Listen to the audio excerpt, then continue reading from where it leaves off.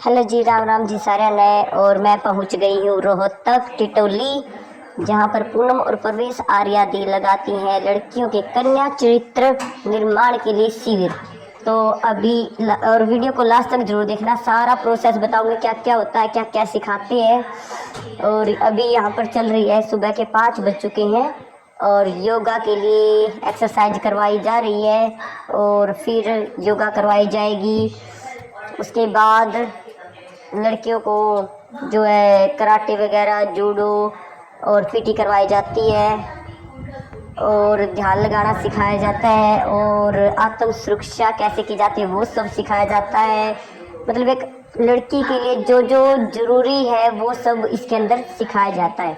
अगर आपको वीडियो अच्छी लगी और आपको ये लगे कि वाकई में लड़कियों को कुछ सिखाया जाता है तो आप भी अपनी लड़कियों को ऐसे शिविर में ज़रूर भेजना।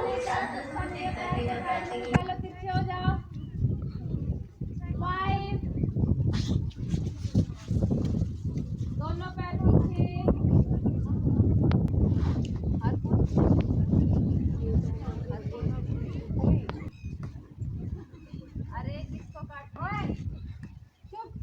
कोबरा कैसे करता है, ऐसे ही कर। 9 टी-शर्ट झाड़ने की जरूरत नहीं है, लेटने वाले आसन भी करवाऊंगी। And 4 hills up.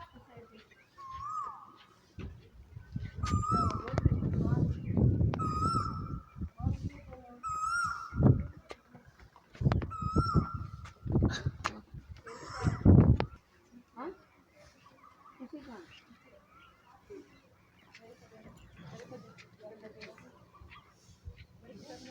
टाइट कीजिए पैर को। 2 3 एंड 4। खींचिए हाथों को ऊपर की तरफ।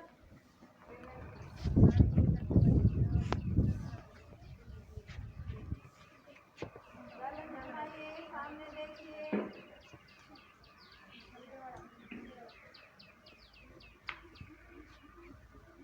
एक्सेल करते हुए डाउन। 4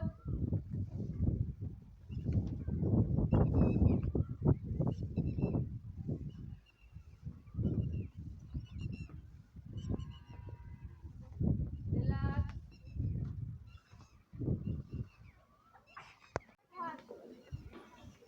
राइट हैंड अप होगा आपका।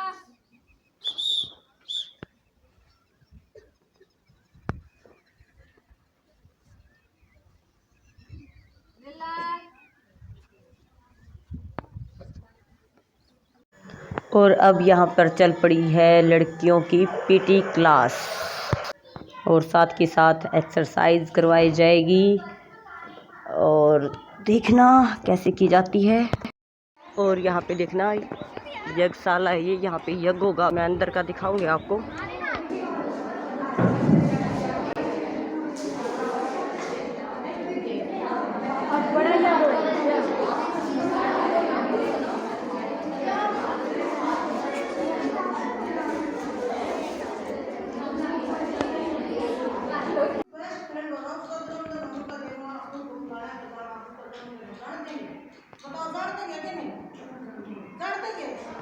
और यहाँ तो किसकी सहेली है, दूसरे गांव की भी, दूसरे डिस्ट्रिक्ट की भी, यहाँ किसकी सहेली है, उस लड़की पढ़ जाती है नहीं पढ़ती है। तो पुराने बच्चे हैं तो आते ही पहले दूसरा ढूंढेंगे, वो गाड़ियाँ है ना। तो बेटा इस बात को जो मानो हम बच्चों से अच्छे हैं तो अभी अपने घर में बैठे हैं और घर में अपना बात है। और आपको इसीलिए बुलाया है कि ये चीजें आप जो मानो ये सेलिब्रिटी है सबको नहीं मिलती ना।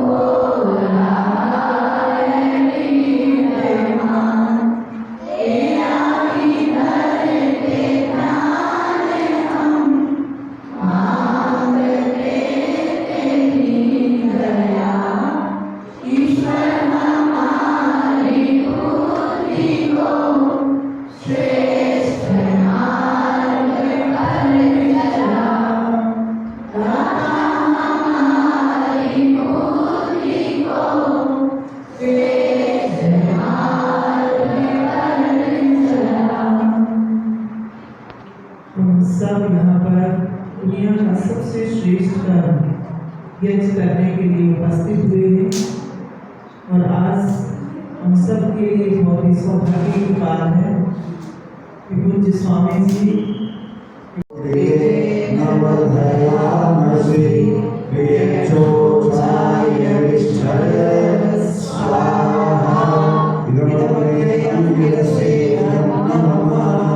पांच क्रियाओं में आपको लेनी है। मंत्र एक ही बार बार बोला जाएगा कि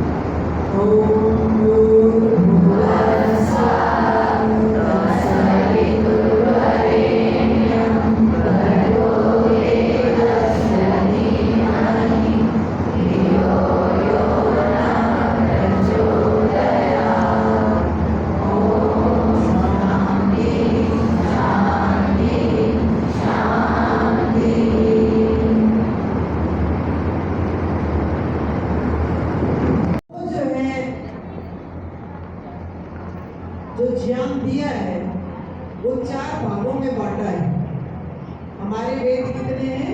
चार। क्या क्या नाम है उनके?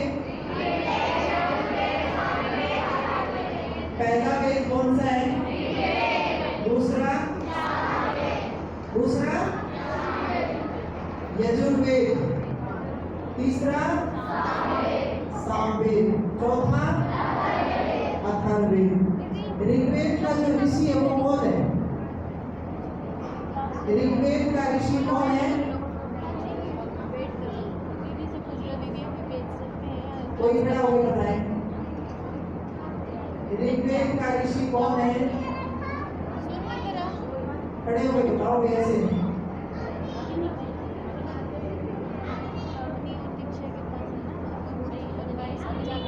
खड़ी होकर चुप होगी। अग्नि। यजुर्वेद का सामवेद, अथर्ववेद, अंगिरा। हमेशा जो है ये जो ग्रुप है ना ये एक्टिव रहना, ये बिल्कुल पैसिव है। क्या मतलब हुआ ये? उधर आगे बोलो। चलो तुम्हारे सामने खड़े हुए कोई नहीं है। ठीक है, इधर से नहीं बताना, इधर से बताना। ऋग्वेद का विषय क्या है?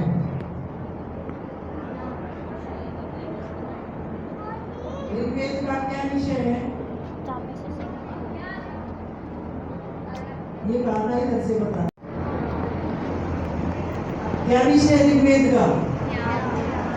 क्या? ज्ञान। और यजुर्वेद का विषय क्या है?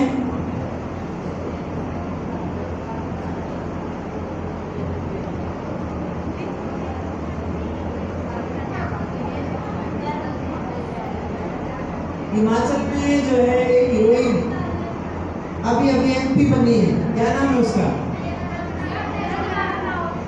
उसका तो पता होगा सबको, है ना? सनी देओल के कितने बेटे हैं? 2 या 3?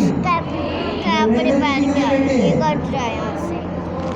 हमारा जो इतिहास रहा है जिसके ऊपर हमारा निर्माण होता है, जिसके ऊपर उसका नहीं पता। ऋग्वेद का जो विषय है वो ज्ञान है। यजुर्वेद सेकंड नंबर पे आता है। यजुर्वेद का जो विषय है वो कर्म है। क्या है? लिख लो मैडम, जिनके पास कॉपी पेन है। अब की बात वैसी परीक्षा कर्म का विषय है। और तीसरे नंबर पर आता है सामवेद। सामवेद का जो विषय है वो है उपासना। क्या? उपासना। सामवेद का विषय उपासना है। और चौथा है अथर्ववेद। अथर्ववेद का जो विषय है वो विज्ञान है। ये लिख लो आप, काम आएंगी ये चीजें।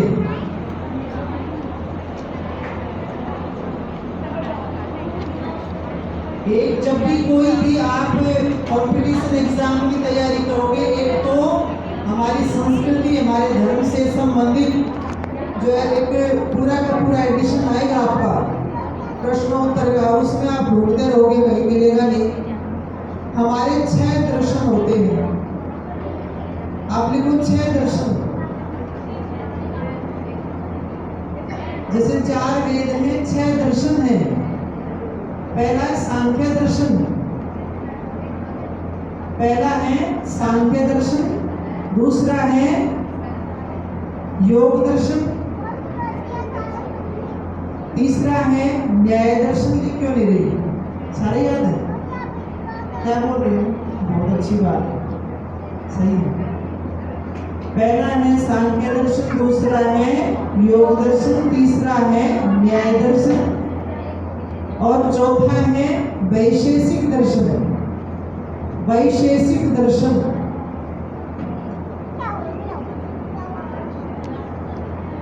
और 5वां है मीमांसा दर्शन। मीमांसा दर्शन। और छठा है वेदांत दर्शन। ये 6 दर्शन है हमारे, ये फिलोसॉफी। और ये फिलोसॉफी वैसी नहीं है। देखो, एक तो ये होता है कि कोई भी कवि बन जाता है, मन की उद्गार कविता के रूप में लिख देता है। कोई बहुत अच्छा चिंतनशील है, कोई ना किसी विषय के ऊपर जो है अपना आर्टिकल बना देगा, परंतु ये इनको क्या कहते हैं, विदेशों की भाषा में दार्शनिक कहते हैं। इतनी अच्छी अच्छी कविताएं इन्होंने बनाई, इतने अच्छे जो पंक्तियां बनाई हैं, ऐसे विचार हैं, लेकिन ये केवल और केवल मन के आधार पर ही है, ये अपना चिंतन है, अपना मनन है। परंतु ये जो दर्शन है, 6 दर्शन है, इनके जो ऋषि हुए, इन ऋषियों के जो है एक तरह से जो सत्य का ज्ञान होता है ना, वो सत्य का ज्ञान इनको हुआ था, वो सत्य का ज्ञान भी इन्होंने इन दर्शनों में लिखा है। वैसा नहीं है कि वैसे वन की कल्पनाएं हैं और लिख दिया। वो सूत्र, ये जो सूत्र लिखे हुए दर्शनों में, ये सूत्र जो है इनको कोई काट नहीं सकता है। और इनमें से हम एक दर्शन की बात करेंगे, योग दर्शन, क्योंकि हमारा जो ये टाइटल है ना, कन्या चरित्र निर्माण एवं योग शिविर, तो योग के बारे में हम बात करेंगे। अब आप टीवी खोल करके देखते होंगे तो उसमें क्या होगा कि सबसे ज्यादा योग का प्रचार किसने किया है? बाबा रामदेव ने, है ना। और अब 21 जून को क्या बनता है? अंतर्राष्ट्रीय योग दिवस। ये एक अपनी संस्कृति की, अपने देश की बहुत बड़ी उपलब्धि है और बाबा रामदेव जी का इसमें अहम योगदान है कि उन्होंने इस चीज को लागू करवाया कि पूरे इंटरनेशनल लेवल पर, विश्व स्तर पर योग को मान्यता मिली है। लेकिन जब योग की बात आती है तो हम क्या करते हैं? भी आसन करेंगे, प्राणायाम करेंगे, और प्राणायाम में भी क्या करेंगे? अनुलोम विलोम कर ले, कपालभाति कर ले, बस भस्त्रिका कर ले, और इसको हम कहते हैं हमने प्राणायाम कर लिए, आसन कर लिए 2-4, तो हम कहेंगे हमने योग किया। लेकिन ये केवल योग के अंग हैं, ये योग नहीं है। अब योग दर्शन के बारे में बात करें, उसी के अंदर योग से संबंधित बातें दी गई हैं। योग दर्शन जो है 6 दर्शनों में एक दर्शन है, और योग दर्शन के जो सूत्रकार हैं, जिन्होंने इसको लिखा, रचयिता है महर्षि पतंजलि। आपने देखा होगा बाबा रामदेव के जितने भी प्रोडक्ट्स आते हैं वो किस नाम से आते हैं? महर्षि पतंजलि के नाम से। तो योग दर्शन जो है ये लिखा है महर्षि पतंजलि ने। तो इसमें हम योग के बारे में बात करेंगे। तो योग जो है वो हमारे आचरण में, हमारे जीवन में उतरना चाहिए, क्योंकि योग के बिना हम अधूरे होते हैं। योग में ही हमारा अस्तित्व जो है वो छिपा है।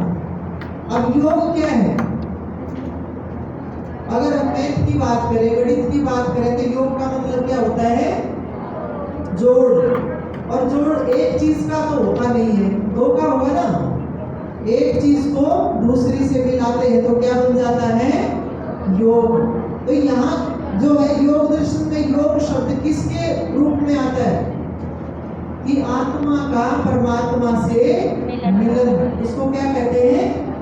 योग कहते हैं। आत्मा का परमात्मा से मिलन, उसको योग कहा जाता है। अब ये आत्मा कहाँ है? कौन है आत्मा? अब कहना हम तो योग करते हैं, योग किस लिए करते हो? सोचने की बात हो, कौन योग करता है? क्यों? कौन योग करता है? मानसी खड़ी हो जाए, उधर मुंह कर ली इनकी तरफ। इसका नाम है मानसी। क्या नाम है? मानसी। अब मानसी क्या है? मानसी बाल है, बताओ। ये जो बाल है इसके सिर के ऊपर, ये मानसी के हैं या ये बाल ही मानसी है? मानसी के बाल हैं। और इसकी जो आंखें सामने दिखाई देती हैं, ये आंख मानसी है या ये आंखें मानसी की हैं? आंखें मानसी की हैं। और ये जो इसके हाथ हैं, ये हाथ मानसी है या ये हाथ मानसी के हैं?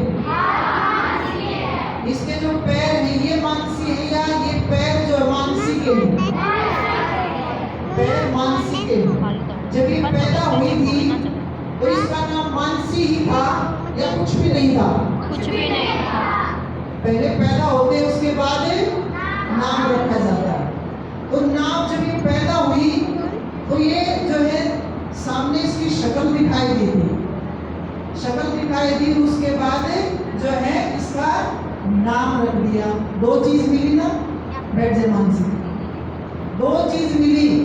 क्या मिली? एक तो रूप मिला कि ऐसी ऐसी शक्ल का बच्चा पैदा हुआ, और फिर क्या कहेंगे, अरे इसका नाम तो रख दो। बिना नाम के किसी की भी पहचान नहीं होती। अब क्या होता है ऐसा कि जब हम इस दुनिया में नहीं रहते, आप कह रहे थे ना कि एक ना एक दिन तो इस दुनिया से जाना है। कहाँ जाना है? ससुराल जाओगे, और यहाँ से तो ससुराल ही जाओगे, और कहाँ जाओगे? कहाँ जाना है? कहाँ जाओगे? तो परमात्मा के पास कौन जाएगा? ये मानसी की शक्ल सूरत जाएगी, मानसी नाम जाएगा। क्या जाएगा? क्या जाएगी? आत्मा कहाँ है? किसके अंदर है? किसके अंदर? तुम अपना नाम देख लो ना, किसके अंदर है? अपना नाम लो, और किसके अंदर है? ये जो आपको नाम मिला हुआ है, ये किसका नाम है? आत्मा का नाम है या शरीर का नाम है? शरीर का नाम रख दिया। नाम और रूप ये जो है हमारे को दिखाई देते हैं सिर्फ। और जब कोई मर जाता है तो क्या कहेंगे? अपना अपना नाम जो है कह लो। हम किसी को क्यों कहें, अरे फलानी मर जा, रगड़ी मर जा, अपने आप को ही मान लो, ठीक है? ठीक है, कहेंगे ये मर गई। लेकिन आप ये बताओ, जिससे हमारी पहचान है नाम से और रूप से, वो तो है ही, है कि नहीं? अब यहाँ जो है कोई सी लेट जाए और ये कहते देखिए इसकी नाड़ी चेक करो भाई। अब नाड़ी चेक करी तो नाड़ी नहीं चल रही, तो हम क्या कहेंगे उसको? ये तो मर गई, उसका नाम लेकर के बोलेंगे। अब थोड़ी सी देर के तक तो कहेंगे वो चली गई, ठीक है? नाम लिया, वो चली गई। कहाँ चली गई? अब वो नाम भी है और रूप भी है, दोनों चीजें हैं। फिर क्या चली गई? आत्मा चली गई। और फिर उसको नाम लेकर के नहीं बोलते, फिर उसको क्या कहते हैं? क्या कहेंगे? Dead body. क्या कहेंगे? Dead body. Dead body. आत्मा दिखती है, आत्मा दिख रही है कहीं, फिर कैसे कहते हो कि हम आत्मा है? बताओ। हम तो जो जीवन जी रहे हैं वो केवल और केवल नाम से और रूप से जी रहे हैं बस, और हम कह रहे हैं कि हम आत्मा है। तो जब तक हम अपने आप को नहीं जान लेंगे कि हम आत्मा हैं, तो परमात्मा से कैसे मिल पाओगे? ये बताओ, बताओ। जब तक हम स्वयं को नहीं जानेंगे तब तक परमात्मा से कैसे मिलेंगे? बताइए, नहीं हो सकता ना। और स्वयं को जानना ही हमारे जीवन का लक्ष्य है। देखो, जब हम पैदा होते हैं, हम पैदा होते हैं, आप ये बताओ जितनी भी लड़कियां यहाँ बैठी हैं, कितनी लड़कियां हैं जो अपने जीवन में दुख चाहती हैं? दुख, दुख चाहोगे? बताओ, दुख चाहिए या सुख चाहिए? हम दुखों से बचना चाहते हैं। जो ये दुख मांगे ना, अब ये बताओ, जैसे गर्मी है, बहुत ज्यादा गर्मी है, उसमें दुख होता है या सुख होता है? दुख होता है ना। और दुख से बचने के लिए हम क्या करते हैं? पंखा लगा देते हैं, और पंखे से भी काम ना चले फिर भी दुख बना रहे तो कूलर चला देते हैं, और कूलर से भी काम ना चले तो दुख से बचना चाहते हैं, चाहे कुछ भी हो जाए हम तो दुख से बचेंगे। तो क्या ये परमानेंट जो है उपाय है दुख से बचने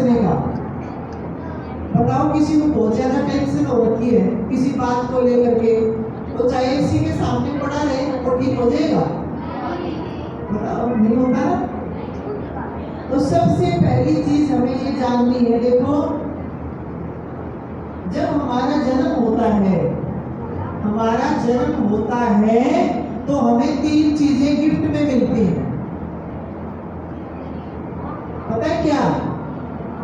कि जिसका जन्म होता है उसको रोग भी होंगे। क्या होगा? जिसका जन्म होता है ना वो बीमार भी पड़ेगा। पता है आपको?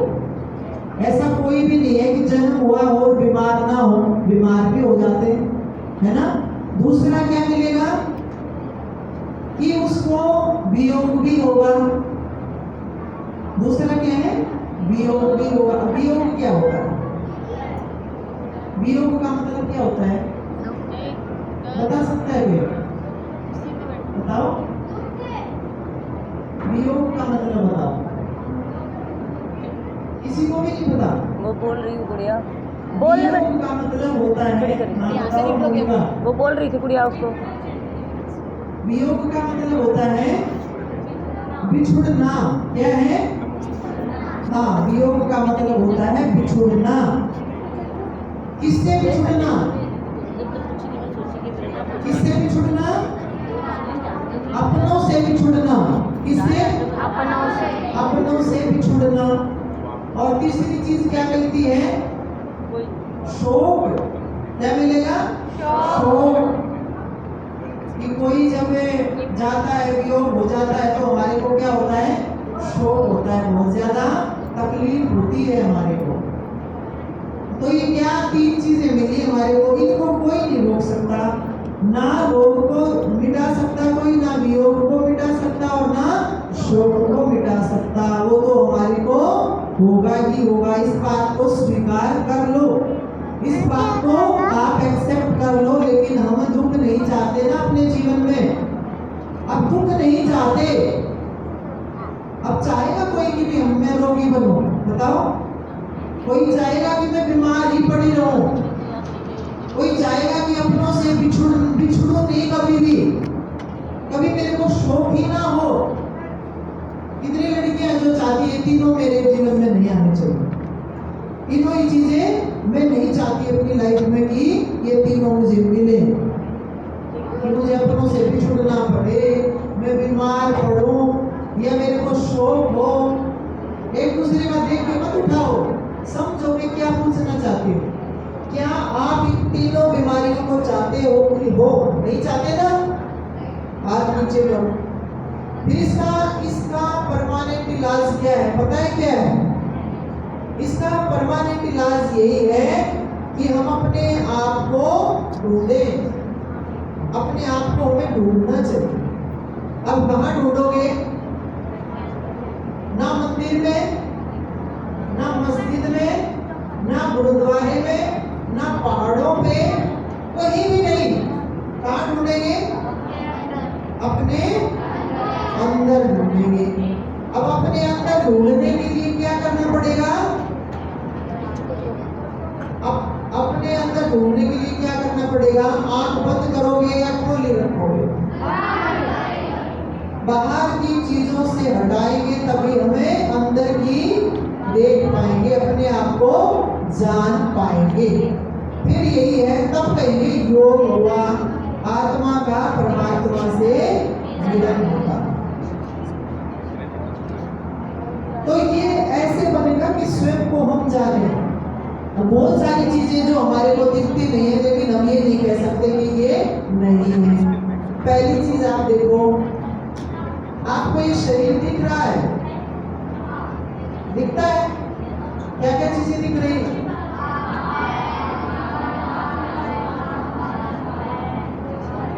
ये दिख रही है। आपको अपना लीवर दिख रहा है, आपको अपनी आंखें दिख रही हैं, हार्ट दिख रहा है, फेफड़े दिख रहे हैं, कुछ भी नहीं दिख रहा। अपनी किडनी दिख रही है, वो कहाँ है? कहाँ है? पेट के अंदर। फेफड़े भी पेट के अंदर है, हार्ट वो कौन देख पाता है? किसको दिखते हैं वो? डॉक्टर को दिखते हैं ना, एक्सरे करते हैं, अल्ट्रासाउंड करते हैं, एमआरआई करते हैं, सीटी स्कैन करते हैं, तो वो सारी चीजें दिख जाती हैं। तो हम तो मान भी लेते हैं कि ये है। लेकिन अगली बात, कौन कौन ये मानता है कि मन होता है? कितनी लड़कियां जो ये मानती कि मन होता है? हाथ नीचे करो। और कितनी लड़कियों को मन दिखता है? मन दिखता है? मन फिर मान भी रहे हो कि मन होता है। कहाँ है? कहाँ है उसकी जगह मन की? बताओ। मान भी रहे हो कि हाँ, हर बात में कहते हो हमारा तो मन नहीं लग रहा, हमारा तो मन नहीं करता, हमारा तो मन नहीं है। लेकिन ये नहीं पता कि ये मन है कहाँ, ये कैसा है, लाल है, पीला है, हरा है, सफेद है, कैसा है ये? कुछ भी नहीं पता। अच्छा, कितनी बच्चियां हैं जो मानती है बुद्धि होती है? हाथ नीचे करो। अब कितनी लड़कियां हैं जिनको बुद्धि दिखाई देती है? बताओ, बुद्धि दिखाई देती है किसी को? कहाँ है बुद्धि? अरे मैं ये कह रही हूँ, इसकी अगर एक एक जो है हड्डी हड्डी को, मांस मांस को, एक एक नाड़ी नाड़ी, नस नस को भी आप जो इसका पूरा पोस्टमार्टम करवा लेंगे तो भी डॉक्टर बुद्धि नहीं निकाल सकता। क्या निकालेगा? वो ब्रेन तो होगा यहाँ पर कि हाँ ये ब्रेन है, लेकिन बुद्धि को नहीं निकाल सकता।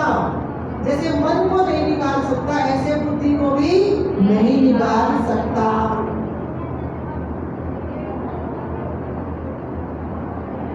तो ना मन दिखता है ना बुद्धि दिखती है।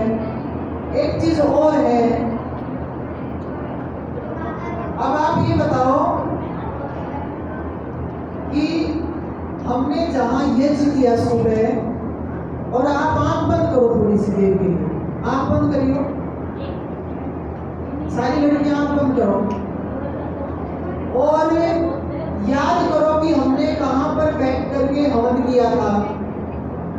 अब उस जगह को अपने मन में लेकर के आओ। देखो कैसी तस्वीर बनती है। वहां बैठे थे, ऐसा ऐसा किया था, और जहाँ बैठे थे यज्ञशाला में पंखा चल रहा था, कहाँ खिड़की थी, कहाँ दरवाजा था, कहाँ से निकले थे। ठीक है, यज्ञशाला को याद करो। अब याद करो कि जहाँ बर्तन धोते हो वो पतीले भी दिख जाएंगे आपको। अब वहाँ उस टंकी को देखो जहाँ से पानी लेते हैं, वो भी अंदर है, उसकी भी तस्वीर आ गई अंदर। अरे जो लड़कियां पहली बार आई थी उसकी देखो अंदर तस्वीर बन गई, यज्ञशाला की भी बन गई, उस टंकी की भी बन गई। जहाँ जो है आप प्लेट धोते हैं, वो लाइट बनाते हैं, जहाँ से गुजरते हैं उसकी भी तस्वीर बन गई। कमाल है, आपके अंदर आ गई सारी। और जहाँ जिस कमरे में आप रह रहे हैं उस कमरे की भी तस्वीर बन गई। देखो आंखों में अंदर जो है आपके वो तस्वीर बनी गई सारी। छत पे सोते हो, वो छत की भी तस्वीर बन गई। कमाल हो गया भाई। अब जहाँ पीटी करते हो उस ग्राउंड की भी तस्वीर बनी हुई है। पूरे कैंपस की पिक्चर आपके अंदर आ चुकी है। अब ये मिटेगी नहीं। अपने घर को याद करो, आंख बंद करे करे कि मेरा घर कैसा कैसा है। अपने मामा के घर पहुंच जाओ, मेरे मामा के घर कैसा है। अब जिस शहर में है उस शहर के बारे में जो है आप सोचने लग जाओ, वो शहर भी सारा याद हो जाएगा। अब ये सारी तस्वीर है कहाँ? अब डॉक्टर से पोस्टमार्टम करवाएं शरीर का, ये कैमरा कहीं नहीं मिल सकता, कहीं नहीं मिलेगा ये कैमरा। और देखो कितना कुछ भर लिया अपने अंदर। कहाँ है सब? ये है आपके चित्त के अंदर। कहाँ है? चित्त के अंदर है। इसको कहते हैं सबकॉन्शियस माइंड। और इसका काम क्या है? जैसे हम फोन में मेमोरी कार्ड डालते हैं, ठीक इसी तरह से परमात्मा ने आपके अंदर ये मेमोरी कार्ड लगा रखा है। आप जहां जहां जाओगे, जो भी करोगे, जो भी सुनोगे, जैसा भी देखोगे, वो सारा का सारा कहाँ आ जाएगा? आपके इस चित्त में, आपके इस मेमोरी कार्ड में आ जाएगा। अब हो गया ना सारा, जहां आप रह रहे हो पूरे कैंपस की तस्वीर आ गई ना आपके अंदर, आ गई ना? हाँ, ये जो है आपको दिखाई नहीं देती, लेकिन ये है। मानते हो इसको कि हाँ ये है? तो मन भी नहीं दिखता, बुद्धि भी नहीं दिखती, और ये चित्त भी नहीं दिखता, इसी से चित्त बनाई हुई है। ये कहाँ रहती है? ये सारी चीजें कहाँ रहती है? मन भी, बुद्धि भी, और ये जो चित्त भी कहाँ रहता है? ये रहता है हमारे कारण शरीर में। कहाँ रहता है? कारण शरीर में। एक तो ये दिखाई देता है हड्डी मांस मज्जा का बना हुआ, और दूसरा है कारण शरीर, सूक्ष्म शरीर, सॉरी सूक्ष्म शरीर। तीन शरीर है हमारे, एक पहला है स्थूल शरीर, दूसरा है सूक्ष्म शरीर, और तीसरा है कारण शरीर। अब आप ये देखो कि हमें वहां तक पहुंचने में कितना समय लगता है। अब ये जो स्थूल शरीर है, इसके अंदर भी इतनी सारी ताकतें हैं, उनका ही मुकाबला नहीं कर पाते। अब जो हम सुनते हैं उसी में मगन हो जाते हैं, कोई भी गाना चल पड़ता है, कैसे कैसे। देखो शाम को देखा था ना, शाम को छोटा सा नाटक दिखाया, उसमें एक बार म्यूजिक चला दिया, अब सारी लड़कियों में पूरी ताजगी आ गई। अच्छा म्यूजिक चला, सारी झूमने लगी। कमाल है कैसे तार जो है, तार से भिड़े और करंट सा आ गया पूरी तरह से। क्यों?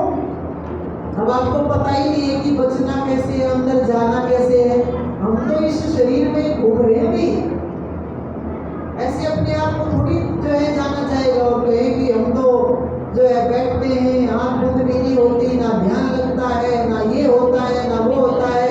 और कल क्या कह रहे थे, ये ध्यान तो जो है वो जो प्रेक्षा ध्यान कर रही थी ना, वो ये कह रही थी कि भी शारीरिक स्वास्थ्य भी अच्छा लगता है, और उसके साथ साथ मन भी शांत होता है। और आजकल क्या है, आजकल ये चीजें छूट गई है। छूट गई तो हमारा मन के ऊपर कोई कंट्रोल ही नहीं है कि कहाँ कंट्रोल करें। और वो मन का कंट्रोल ऐसे ही खो जाता है जैसे वो लड़कियां और दिखा रखी थी। वो नाटक इसीलिए दिखाया था कि आज हमारी सबसे बड़ी समस्या यही हो रही है कि हम जो है बस बार बार की चीजों से इतने प्रभावित होते रहते हैं, अंदर क्या है वो देखने का प्रयास नहीं करते, और हम जो है बाहर से नहीं चलते। बच्चों ध्यान रखना, हम अंदर से चलते हैं। अब जो प्रोजेक्टर होता है ना, प्रोजेक्टर, अब प्रोजेक्टर में जो मैटर होता है, सामने स्क्रीन लगा दो, यहाँ स्क्रीन लगा देंगे हम, और यहाँ प्रोजेक्टर रखा है, क्या उस स्क्रीन पर अपने आप ही आती रहेगी चीजें, या प्रोजेक्टर से लेकर के आएंगे? तो वहां तो दिख जाएगी, हमारे को लगेगा कि हाँ बस इस पर्दे पर ही है जो भी कुछ है, लेकिन वो मैटर कहाँ है सारा? वो प्रोजेक्टर के अंदर। और ये प्रोजेक्टर परमात्मा ने हमारे अंदर फिट कर रखा है, बाहर नहीं है। इसलिए अंदर की उस शक्ति को पहचानने के लिए हमें आंख बंद करनी होती है, आंख खुले नहीं रखनी होती। पहले जो है गुरुकुलों में पढ़ाई होती थी, और गुरुकुलों में दोनों चीजें सिखाई जाती थी बच्चों को। ध्यान भी करना सिखाया जाता था, जैसे हम शाम को बैठते हैं, अब हम सत्या करते हैं, तो आपको कैसा लगता है? सत्या के मंत्र भले ही आपको समझ ना आए, लेकिन आपको अच्छा लगता होगा कि उस समय हम बैठे और वो मंत्रों की जो आवाज आ रही है, उसकी उन मंत्रों की अपनी वाइब्रेशंस तो है, वो तो अपना काम करेगी ही करेगी। हर शब्द की अपनी एक तरंग होती है, और वो तरंग ही जो है हमारे ऊपर प्रभाव डालती है। इसलिए पहले जो है गुरुकुल में बच्चों को शुरू से ये चीजें सिखाई जाती थी, लेकिन आज आपको देखने को भी नहीं मिलती। इसलिए आज जो है हम निराश से रहते हैं, डिप्रेशन में आ जाते हैं, यही तो कारण है। अब डिप्रेशन में जो आते हैं ना, वो डॉक्टर क्या कहेंगे कि भी बैठ करके मेडिटेशन किया करो, और आप अगर ध्यान से क्लास जो है अटेंड करो ना, जो बातें अब बताई जा रही है, तो आपको डिप्रेशन नहीं आ सकता, कभी भी नहीं आएगा। नहीं तो आज हर तीसरा आदमी, चाहे वो बच्चा है, चाहे बूढ़ा है, चाहे जवान है, सबको डिप्रेशन ने घेर रखा है। और अभी अभी जो है ना 2-3 केस आ लिए हमारे पास। अब जो +2 में लड़कियां हैं, लड़के हैं, वो तैयारी करते हैं कि कोई नीट की करता है, कोई किसी और एग्जाम की तैयारी करता है। तो हमारे पास एक केस आया पिछले दिनों। अब वो लड़की क्या करती थी, वो तैयारी तो करती थी, लेकिन उसके साथ साथ YouTube पे कुछ देखने लग गई। और YouTube पे क्या देखा कि भी मेरे अंदर सुपर पावर कैसे आए, मैं कैसे पावरफुल बनूं, मेरे अंदर सुपर पावर कैसे आए। अब नॉलेज तो थी नहीं, अब वो बताने लग जाए कि हाँ सुपर पावर ऐसे आती है, ऐसे आती है, अनाप शनाप तरीके से। और कहते हैं ना कि हकीक खतरा है जान। अब यही नहीं पता कि इसका ट्रीटमेंट कैसे होगा, इसका कैसे इलाज लिया जाएगा, इसका उपाय क्या है, कुछ भी नहीं पता। और वो करने लगी ऐसे, और दिमाग में ये चीज बिठा ली कि तेरे को तो सुपर पावर बनना है, सुपर पावर बनना है। तू सुपर पावर बन जाएगी तो क्या नीट और क्या कुछ है, क्योंकि वो तो चमत्कार ऐसे दिखाते हैं वीडियो में। उनको तो जो है पैसा कमाना होता है, ऐसे यूट्यूबर होते, उनका अपना अनुभव तो होता नहीं है, किसी किताब में से पढ़ा और उसमें कोई भी वीडियो बना देते हैं। अब ये जो नॉलेज होती है ना इस तरह की, ये बिना किसी की गाइडेंस के हम नहीं सीख सकते। और उस लड़की ने पढ़ाई तो दी छोड़, और इसमें ऐसी घुस गई सुपर पावर की उसमें कि वो जो है, क्योंकि समझ कुछ आया नहीं, और ऐसा जाल बुन लिया कि ना पढ़ाई और ना वो मिला कुछ। डिप्रेशन में इतनी ज्यादा आ गई, बहुत ज्यादा, पढ़ाई भी खत्म हो गई और स्वास्थ्य भी खत्म हो गया। 15 दिन में उस लड़की का 10 किलो वेट कम हो गया, 10 किलो वजन एकदम टूट गया 15 दिन में। इतनी ज्यादा वो डिप्रेशन में चली गई। और अभी तो 3-4 महीने तो हो गए उसको।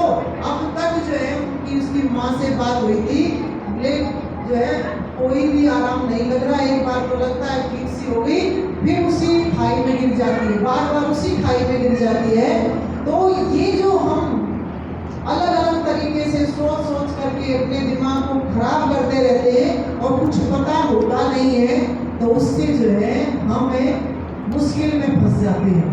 अब वो बेचारी ना डॉक्टर बन सकती, ना वो साइंटिस्ट बन सकती है। तो सिर्फ उसको जीना, हमारे पास आई ना, कोई कह रही थी मुझे नहीं चाहिए कोई सुपर पावर, नहीं, मैं तो जीना चाहती हूँ बस, मेरे को किसी तरह से इस खाई में से निकाल लो, जैसे तैसे करके मुझे इसमें से निकाल लो, ऐसे तड़पते रहते हैं। तो ये नौबत ना आए, इसीलिए आपको यहाँ ये बातें बताई जाती है कि हमें अपने जीवन जीने की जो एक दिनचर्या है वो अच्छी बनाए। हमारा जो लाइफ स्टाइल है वो अच्छा होना चाहिए। लेकिन हमें तो अभी पता ही नहीं, खाने पीने से फुर्सत नहीं लगती, और यही नहीं पता क्या खाना क्या पीना नहीं। अब कल दोपहर का भोजन किया और कोई खराब भोजन नहीं था, अच्छा भोजन बना हुआ था, सब्जी भी थी, दाल भी थी, रोटी भी थी, सलाद भी था, चावल भी थे, सारी चीजें थी। लेकिन वो 1-1.5 बजे कुरकुरे चिप्स वाला आ गया, कोल्ड ड्रिंक वाला, इतनी लाइन लग गई, पूरी उनकी जो वो लेके आया था ना, पूरी लड़ी की लड़ी उठा ली, ठीक, पूरी लड़ी की लड़ी उठा ली और वो खा रहे हैं। और फिर सुबह सुबह गोली लेने के लिए आए कि मेरे को पेट में दर्द है, मेरे को छाती में दर्द है, मेरे को ऐसा हो रखा है, वैसा हो रखा है। अब ये चीजें जो नहीं सीख पा रहे तो अगला कदम क्या होगा आपका, ये बताओ। अच्छा हो ही नहीं सकता। और माँ बाप ने इसलिए भेज रखा है कि मेरी बेटी अच्छी बन करके आए, और ये कहती मन नहीं लगता, माँ के पास फोन कर लेते हैं, पिता के पास फोन कर लेते हैं। अब वो जो है इस मोह में नीचे चले आते हैं, उनके सामने रोने लग जाती हैं। और सिर्फ 6 दिन रहना है, यहाँ ज्यादा दिन भी नहीं रहना, हम ही नहीं रखे ज्यादा दिन। तो किस लिए रखना है, किस लिए रखना है? 6 दिन रख लेंगे, वही बहुत बड़ी बात है। 6 दिन के बाद वही रहना, उसी माँ बाप के पास रहना है। और वो माँ बाप भी इतने बेवकूफ हैं, कमाल है, मतलब एक भी लड़की के माँ बाप ऐसे नहीं कि आकर के बच्चों को समझा सके कि बेटा ये तेरे लिए, तेरी लाइफ के लिए बहुत अच्छी चीज है ना, समझाएंगे नहीं, हम तो ले जाएंगे जी, हम नहीं देख सकते अपनी बेटी को रोते हुए। अब अभी से बच्चा इतनी मनमानी कर रहा है तो आगे क्या होगा। अब रो रो करके तो कुछ भी मना लियो। और यही आदत होती है आजकल के माँ बाप इतने ज्यादा बेचारे हैं, ऐसे फंसे हुए जो अपने आप को बड़ा बहादुर कहता है ना, और बिल्कुल कहते हैं नाक की बाल बना हुआ कि बिल्कुल जो है किसी की मानता नहीं है, किसी का वो कुछ करता नहीं है, भाई अपने आप में रहता है, ये तो बड़ा सांप बना फिर रहा है। लेकिन औलाद ने उसकी ऐसी जो है दुर्गति कर रखी है, उसको समझ नहीं आता कि कैसे जियो। किस कारण से? खाली मोह के कारण से। ये बेकार का जो ये मोह है ना बच्चे के साथ, और वो किस प्रकार का करते हैं, छोटे बच्चों को फोन दे देते हैं हाथ में। अब एक जगह फोन ले रखा उस बच्चे ने 10-12 साल का, वो लड़का, अब लड़का तो और भी ज्यादा प्यारा, लड़की तो चलो बेशक बोले कोई बात नहीं, लड़के को नहीं होने देते। और जो है फोन जो दे रखा और सब वहाँ बच्चे खेल रहे, मैंने वो फोन छीन लिया उस बच्चे का, और छीनने के बाद वो रोने लगा पूरी तरह से, बिल्कुल जमीन में फंस गया। मैंने भी सोच लिया कि आज इस लड़के को फोन नहीं देना चाहिए, कुछ भी हो जाए। थोड़ी सी देर तो रोता रहा, फिर वो चुप हो गया, लेटा रहा, पड़ा रहा। उसकी माँ, ना जी दे दो फोन, तो दे ही दो। ये किस लिए दे दो? ना जी। मैंने कहा आप जो है इसको क्यों इतना बिगाड़ रहे? लेकिन क्या करें जी, माँ की तो ममता ऐसी होती है। अब ये ममता का नाम दे दिया, बच्चे के जीवन को खराब करने वाली जो बातें हैं ना, उनको ममता का नाम दे दिया। अरे माँ की तो ममता ऐसी होती है। ममता नहीं, प्रेम करो। और प्रेम जो है ऐसा होता है कि बच्चे की इस प्रकार की अनाप शनाप बातें नहीं स्वीकार होती, उसको तो सही बनाया जाता है। और जिसकी माँ कठोर होती है ना, ये मान करके चलना, जिसकी माँ अनुशासित है, जिसकी माँ कठोर है, ये मान करके चलना कि उसकी माँ बेस्ट है। समझे? ये जो सोचती है कि हाँ मैंने अपने बच्चे का कैसे विकास करना है। आपको ये लगता होगा देखो पापा अच्छे हैं, पापा कभी नहीं डांटते, लेकिन मम्मी डांटती रहती। कितनी लड़कियों की माँ जो डांटती है आपको, और पापा भी डांटते हैं। मम्मी ज्यादा डांटती होगी, इसलिए डांटती है क्योंकि वो आपकी गलत आदतों को सुधारना चाहती है। तो इसको ये मत माना करो कि हाँ इससे जो है मेरी माँ मेरी दुश्मन बन जाती है। कई तो बड़ी वो बना लेती है, ये माँ हुई, ऐसी भी कोई माँ होती है। और कई तो जो है ये कहने लग जाती है, मेरे को तो कई बार ऐसा लगता है कि मेरी सौतेली माँ तो नहीं है। मन में ऐसी बात आ जाती है कि अच्छा इतनी खतरनाक है, मेरे को तो ऐसा लगता है सौतेली है, मैं तो पहले ही लूँगी या दूसरी आती है। ऐसी भावना भी जो है लड़कियों में आने लग जाती है। नहीं, ये जो है जब तक हम जो है इस उम्र में आप जो है अब अनुशासित नहीं होगी, अच्छे तरीके से संयम से नहीं रहोगे, तो माँ ही सिखाएगी, तो तब जो है आपका विकास सही नहीं हो सकता। ना सोने का समय, ना खाने का समय, ना उठने का समय, ना पीने का समय, ना पढ़ने का समय, कुछ भी नहीं। अरे कहते कोई बात ना बेटी, कोई फिर पढ़ ली, सो जा, अब तो सो ही जा। ये जो वर्डिंग होती है ना माँ की, ये बड़ी खतरनाक है। लेकिन ना पूरा काम करके तब सोना, काम में कर लूँगी लेकिन अपना पढ़ाई का काम करो। और सबकी माँ पढ़ाई में तो समय दे ही नहीं होगी आपको, बहुत देती है, पूरा समय देती है, तो उसका उपयोग करना हमें आना चाहिए। और ये सारी बातें पता है हमें योग ही सिखाता है। योग सिखाता है, केवल शरीर मोड़ना योग नहीं होता, वो भी स्वास्थ्य के लिए अच्छा होता है, लेकिन उसके साथ साथ और बहुत सारी बातें होती हैं। तो योग का अर्थ ही होता है आत्मा का परमात्मा से मिलन। लेकिन आत्मा तो तीसरी जगह पर है कि हमें जो है शब्द पे भी कंट्रोल करना पड़ेगा। कैसा शब्द आ रहा है, अपनी आंखों पे भी कंट्रोल करना पड़ेगा, अपनी इस जीभ के स्वाद को भी रोकना होता है, स्पर्श को भी इन सारी चीजों को रोकना होता है। फिर अंदर धीरे धीरे जाना होता है और फिर हम स्वयं को जान पाते हैं, तभी योग जो हमारा सिद्ध होता है। तो योग के 8 अंग होते हैं, इनका पालन करना जरूरी है। योग के 8 अंग कौन कौन से, किसी को याद है? योग के 8 अंग हैं। अब ये देखो कितने कितने इंटेलिजेंट बच्चे हैं। अब ये कह रहे हैं योग के अंत में दो तो आँख होगी, ठीक है, दो कान हो गए, दो आँख हो गए, कितने हो गए, 6 हो गए, 2 पैर हो गए, 8 हो गए पूरे। वाह कमाल है, इतनी नॉलेज है बच्चों को, गजब है। योग के 8 अंग किसी को याद है? आपको छोड़ के आप तो योग के स्टूडेंट हो। सुने ना तो बड़ी होगी है, बोल रहे योग में है। और वही योग के कितने अंग होते हैं? मान लो प्रश्न आ जाए क्या लिखोगे? कितने? कौन कौन से? खड़े हो गए बताओ, ऐसे नहीं।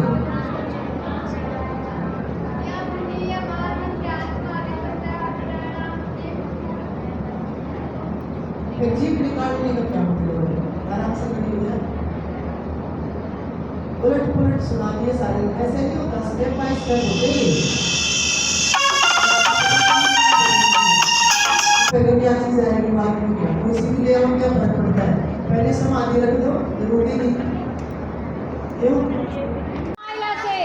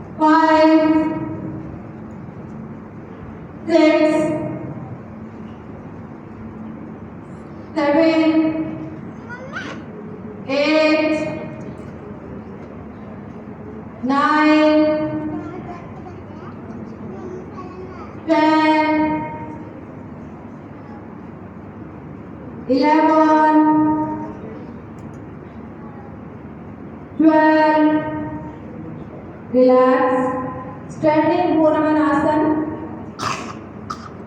5 pair,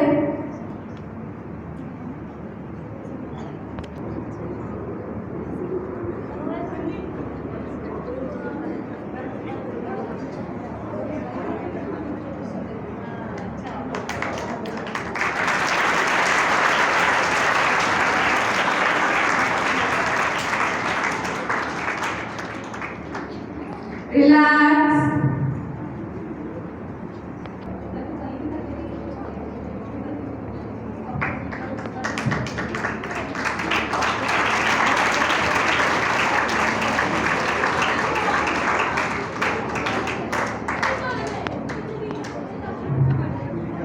relax, Bhaskama Asan, relax, change.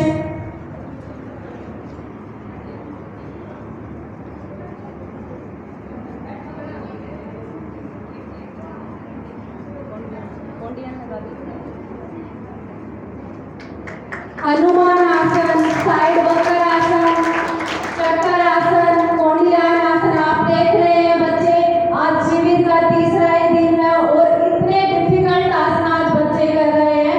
एक बार जोरदार से बच्चों का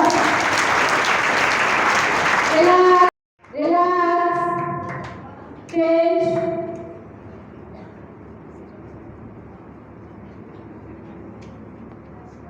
एक पैर पर बच्चे बैलेंस बनाए हुए हैं, रिलैक्स। बैठ जाए पहले की तरह, और नहीं करना, आराम से बैठे।